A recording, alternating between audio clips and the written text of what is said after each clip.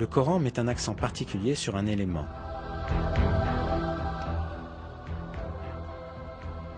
Le fer. Dans la sourate Al-Hadid, signifiant le fer, on apprend ce qui suit.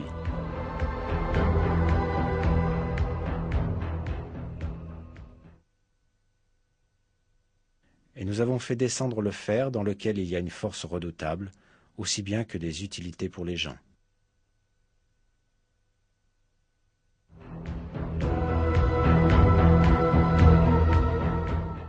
On peut penser que le mot « azalna », traduit par « nous avons fait descendre » et utilisé pour le fer dans le verset, puisse avoir un sens métaphorique pour expliquer que le fer a été accordé pour le bénéfice des hommes.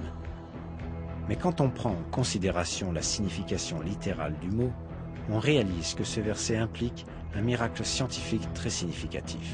Cette signification est faire descendre physiquement du ciel, comme dans le cas de la pluie et des rayons du soleil.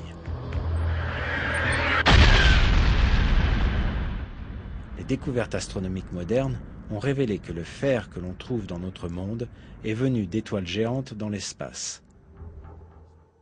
Le fer sur Terre, mais aussi le fer dans le système solaire en entier, viennent de l'espace, puisque la température du Soleil est inadéquate pour la formation du fer. Le fer ne peut être produit que dans des étoiles plus grosses que le Soleil, où la température atteint quelques centaines de millions de degrés.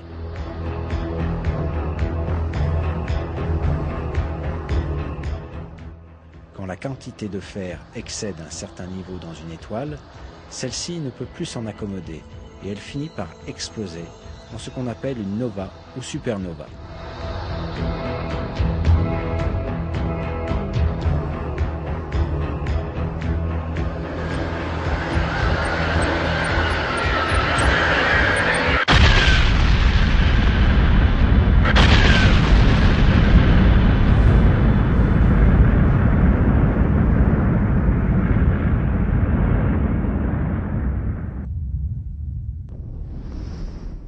Ces explosions permettent la dispersion du fer dans l'espace.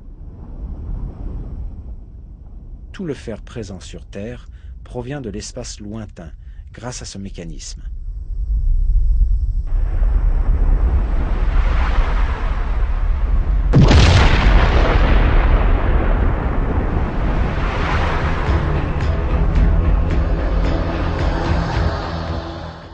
En d'autres mots, le fer est descendu sur Terre, comme nous l'apprend le verset.